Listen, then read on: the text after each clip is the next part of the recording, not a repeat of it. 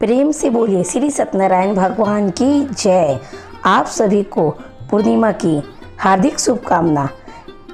एक समय नैमिष नारायण तीर्थ में शौनकादि 88,000 ऋषियों ने श्री सूत जी से पूछा, हे प्रभु, इस कलयुग में वेद विद्या रहित मनुष्यों को प्रभु भक्ति किस प्रकार मिलेगी तथा उनका उद्धार कैसे होगा। इसलिए हे मुनि श्रेष्ठ, कोई ऐसा व्रत कहिए जिससे थोड़े समय में पुण्य प्राप्त होवे तथा मनोवांछित फल मिले। वह कथा सुनने की हमारी इच्छा है। सर्वशास्त्र ज्ञाता सूत जी बोले, हे वैष्णवों में पूज्य, आप सब ने सर्व प्राणियों के लिए हित की बात पूछी है। अब मैं उस श्रेष्ठ व्रत को आप लोगों से कहूँगा जिस व्रत को नारद जी ने लक्ष्मी नारायण से पूछा था। एक समय योगी राज नारद जी दूसरों के हित की रक्षा से अनेक लोकों में घूमते हुए मृत्यु लोक में आ पहुँचे। वहाँ बहुत योनियों में जन्मे हुए प्राय सभी मनुष्य को अपने कर्मों के द्वारा अनेक दुखों से पीड़ित देखकर सोचा, किस यत्न के कारण से निश्चय ही इनको दुखों का नाश हो सकेगा। ऐसा मन में सोचकर विष्णु लोक को गए। वहाँ श्वेत वर्ण और 4 भुजाओं वाले देवों के इस नारायण को, जिनके हाथों में शंख गदा चक्र थे तथा वर्ण माला पहने हुए थे, देखकर स्तुति करने लगे। हे भगवान, आप अत्यंत शक्ति से संपन्न हैं। मन तथा वाणी भी आपको नहीं पा सकती। आपका आदि मध्य और अंत नहीं है। निर्गुण स्वरूप सृष्टि के कारण भूत व भक्तों के दुखों को नष्ट करने वाले हो। आपको मेरा नमस्कार है। नारद जी से इस प्रकार की स्तुति सुनकर विष्णु भगवान बोले कि हे मुनि श्रेष्ठ, आपके मन में क्या है? आपका यहाँ किस काम के लिए आगमन हुआ है? निसंकोच कहो। तब नारद मुनि बोले, मृत्यु लोक में आकर सब मनुष्य जो अनेक योनियों में पैदा हुए हैं, अपने अपने कर्मों के द्वारा अनेक प्रकार के दुखों से दुखी हो रहे हैं। हे नाथ, मुझ पर दया रखते हो तो बतलाइए कि उन मनुष्यों के सब दुख थोड़े ही से प्रयत्न से कैसे दूर हो सकते हैं। श्री भगवान जी बोले, हे नारद, मनुष्यों की भलाई के लिए तुमने बहुत अच्छी बात पूछी है। जिस काम के करने से मनुष्य मोह से छूट जाता है, मैं वह कहता हूँ, सुनो। बहुत पुण्य देने वाला स्वर्ग तथा मनुष्य लोक दोनों में दुर्लभ एक उत्तम व्रत है।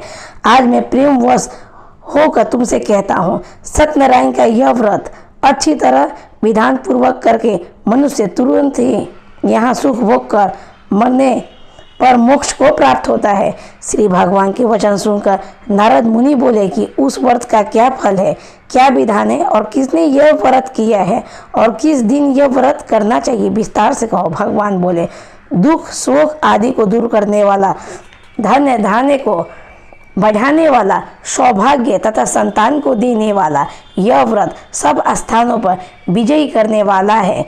भक्ति और श्रद्धा के साथ किसी भी दिन मनुष्य श्री सत्यनारायण की शाम के समय ब्राह्मणों और बंधुओं के साथ धर्मपरायण होकर पूजा करे। भक्ति भाव से नैवेद्य केले का खम, घी, दूध और गेहूं का चूर्ण सवाया लेवे। गेहूं के अभाव में साठी का चूर्ण, शक्कर तथा गुड़ ले और सब भक्षण योग पदार्थ जमा करके भगवान को अर्पण कर देवे तथा बंधुओं सहित ब्राह्मणों को भोजन करावे। पश्चात स्वयं भोजन करे। नृत्य गीत आदि का आचरण कर सत्यनारायण भगवान को स्मरण करते हुए समय व्यतीत करे। इस तरह व्रत करने पर मनुष्य की इच्छा निश्चय ही पूरी होती है।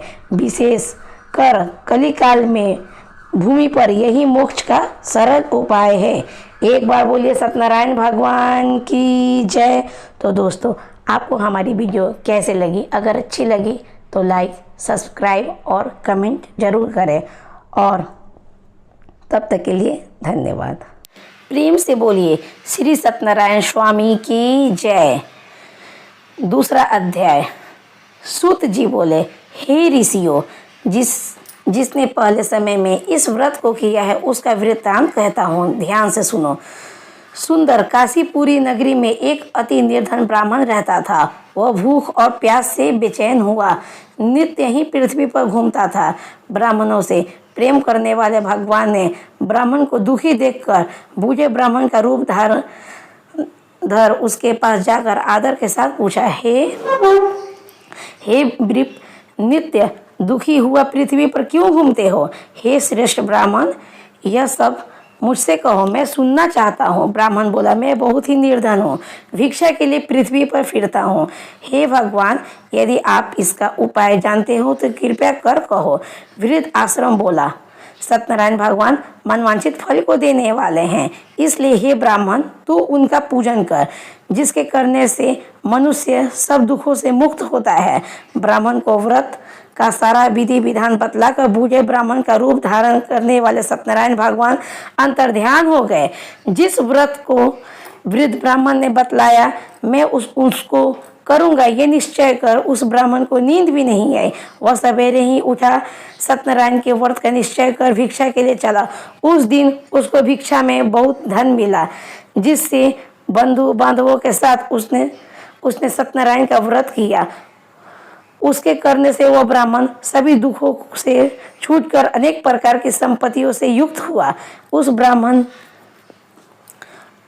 ने हर मास यह व्रत करने लगा। इस समय नारद जी ने सत्यनारायण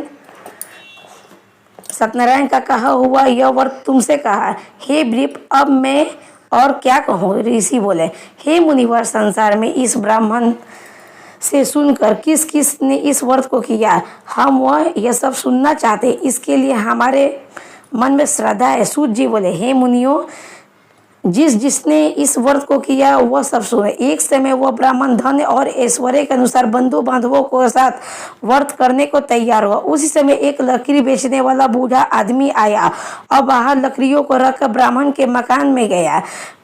प्यास से दुखी लकड़हारा उनको व्रत करते देख ब्राह्मण को नमस्कार करके कहने लगा, आप ये क्या कर रहे हो और इसके करने से क्या फल मिलता है? कृपया करके मुझसे कहो। ब्राह्मण ने कहा, सभी मनोकामनाओं को पूरा करने वाला यह सत्यनारायण भगवान का व्रत है। इसकी कृपा से मेरे यहाँ धन्य धान्य आदि की वृद्धि हुई है। ब्राह्मण से व्रत के बारे में जानकर लकड़हारा बहुत प्रसन्न हुआ। चरणामृत लेकर प्रसाद खाने के बाद वो अपने घर को गया। लकड़हारे के मन में इस प्रकार का संकल्प किया कि आज गांव में लकड़ी बेचने से जो धन मिलेगा उसी से सत्यनारायण देव का उत्तम व्रत करूंगा। वह वन में विचार कर वह बूढ़ा लकड़हारा लकड़ियां अपने सिर पर रखकर जिस नगर में धनवान लोग रहते थे ऐसा सुंदर नगर में गया। उसे रोज वहां पर बूढ़े को उन लकड़ियों का दाम पहले दिनों से 4 गुना मिला। तब